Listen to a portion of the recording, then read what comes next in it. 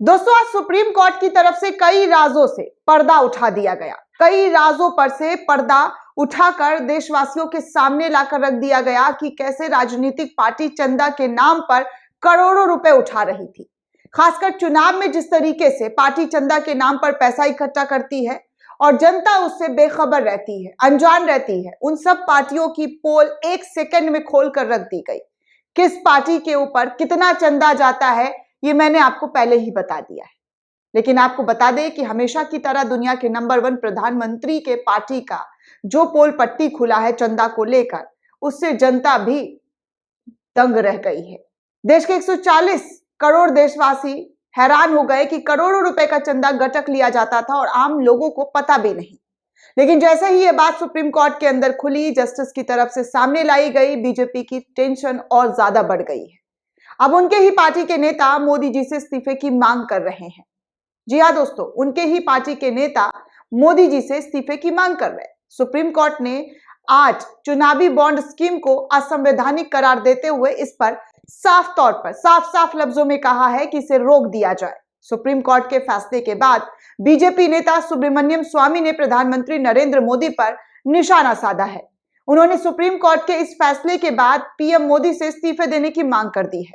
सुब्रमण्यम स्वामी ने social media platform पर tweet करते हुए जानकारी दी और लिखा कि मुझे लगता है कि मोदी को इस्तीफा देने के लिए कहना चाहिए, क्योंकि चुनावी बॉन्ड पागलपन भरा विचार था और एक बड़ा घोटाला भी बन गया था, जिसने भ्रष्टाचार से लड़ने के भाजपा के सारे दावे को नुकसान पहुंचाया है। एक तरफ भ्रष्टाचार परिवार और चुनावी बॉन्ड के जरिए भ्रष्टाचार ही भ्रष्टाचार हो रहा था।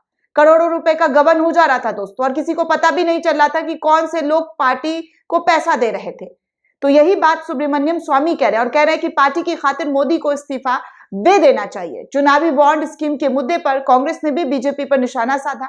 कांग्रेस के नेता जयराम रमेश ने भी सोशल मीडिया प्लेटफॉर्म पर ट्वीट करते हुए जानकारी दी और लिखा कि सुप्रीम कोर्ट ने मोदी सरकार की बहुप्रचारित चुनावी बॉन्ड योजना को संसद द्वारा पारित कानूनों के साथ साथ भारत के संविधान दोनों को उल्लंघन माना है। लंबे समय से प्रतिपक्ष और प्रतीक्षित फैसला बेहद स्वागत योग्य है और ये नोटों पर, जी हाँ, ये नोटों पर वोट की शक्ति को मजबूत करेगा। मोदी सरकार चंदा देने वाले को विशेष अधिकार देते हुए अन्नदाताओं पर अत्याचार कर रही है। कांग्रेस ने इलेक्टोरल बॉन्ड स्कीम को बीजेपी का रिश्वत और कमीशन खाने का जरिया तक करार दिया है।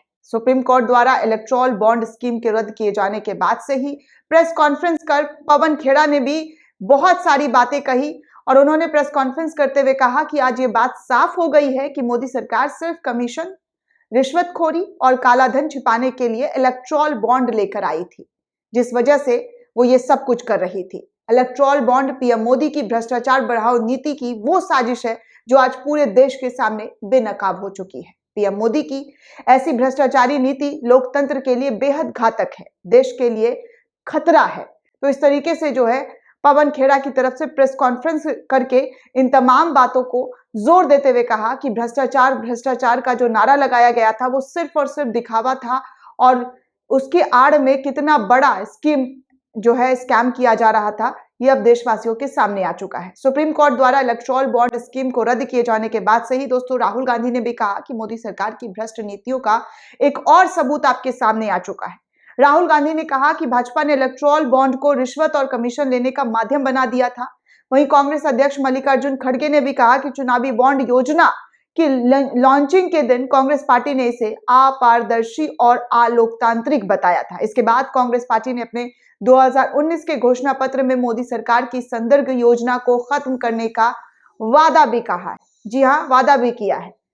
इसके बाद जी हाँ दोस्तों, आपको बता दें कि अपने 2019 के घोषणा पत्र में मोदी सरकार की संदर्भ योजना को खत्म करने के वो तमाम वादे कांग्रेस की तरफ से लाए गए थे। हालांकि कांग्रेस सत्ता में तब आई नहीं थी, लेकिन खड़गे आगे ये भी कहते हैं कि हम आज सुप्रीम कोर्ट के फैसले का स्वागत करते हैं, जिसमें मोदी सरकार के इस कालाधन रूपांतरण योजना को असंवैधानिक बताते हुए पूरी तरीके से रद्द कर दिया है। हमें याद है कि कैसे मोदी सरकार, पीएमओ और वित्त मंत्री ने बीजेपी का खजाना भरने के लिए हर संस्थान, आरबीआई, चुनाव आयोग, संसद और विपक्ष पर बुलडोजर चला दिया था। इसमें कोई आश्चर्य नहीं है कि इस योजना के तहत 95% फंडिंग बीजेपी को ही मिली है।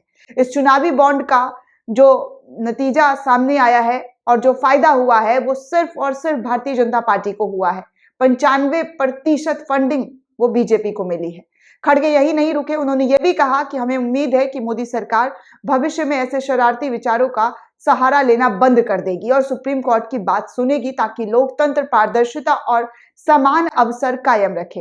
दोस्तों, आपको बता दें कि प्रेस कॉन्फ्रेंस में पवन खेड़ा ने भी बहुत सारी बातें कही और जिसमें सुप्रीम कोर्ट की तरफ से इलेक्टोरल बॉन्ड पर एक महत्वपूर्ण फैसला लिया गया और 2017 में जब इलेक्टोरल बॉन्ड लाया गया था तब से हमने इसका पुरजोर विरोध किया है।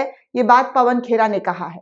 उन्होंने कहा कि हम हमेशा से इस इलेक्टोरल बॉन्ड के साथ नहीं बल्कि इसके खिलाफ खड़े हुए थे जो मोदी सरकार की तरफ से लाया गया था। उन्होंने आगे कहा कि हमारी आपत्तियां थी, ये प्रक्रिया अपारदर्शी है, भ्रष्टाचार को बढ़ावा देता है, काला धन सफेद हो जाएगा, सारा लाभ सत्ता पक्ष को मिलेगा।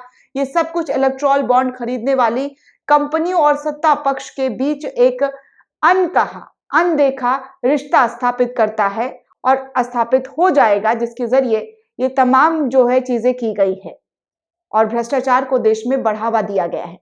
वहीं आपको यह भी बता दें दोस्तों कि उद्धव गुट की नेता प्रियंका चतुर्वेदी ने भी एक वीडियो शेयर करते हुए बयान जारी किया और कहा कि यह फैसला सुप्रीम कोर्ट की तरफ से ऐतिहासिक फैसला है।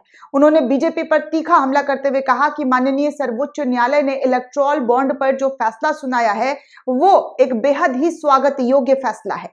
चुनाव को कंट्रोल करने के लिए भाजपा को कॉर्पोरेट घराने से अनगिनत फंडिंग मिल सके, इसके लिए मोदी सरकार ने इसकी शुरुआत की थी, लेकिन अब सुप्रीम कोर्ट के जरिए इन तमाम चीजों को रद्द कर दिया गया है। आम आदमी पार्टी और तमाम विपक्षी दल के नेता भी इस वक्त इसी बात को लेकर सुप्रीम कोर्ट की सराहना कर रहे हैं कि कैसे सुप्रीम कोर्ट ने एक बार में ही सारा भ्रष्टाचार पर वार जो है वो खत्म कर दिया है। बोला तो गया था कि देश से भ्रष्टाचार खत्म हो जाएगा, काला धन वापस आएगा, लोगों के खाते में पैसे आएंगे, लेकिन आज तक तो वो खाते में पैसे आए नहीं। उल्टा भारतीय जनता पार्टी को अनगिनत अथाह चंदा मिला, जिसकी वजह से आज पार्टी इतना ज्यादा फल फूल रही है और उन पर आरोप हमेशा लगता है कि वो हर एक चीज पर कब्जा कर लेती है, हर एक चीज को मुट्ठी में करने के लिए अपने पॉलिटिकल एजेंडे को आगे बढ़ाती है, पॉलिटिकल जिससे फायदा होता है उसका इस्तेमाल करती है, जिससे लोकतांत्रिक देश जो है वो पूरी तरीके से खंडित हो जाए।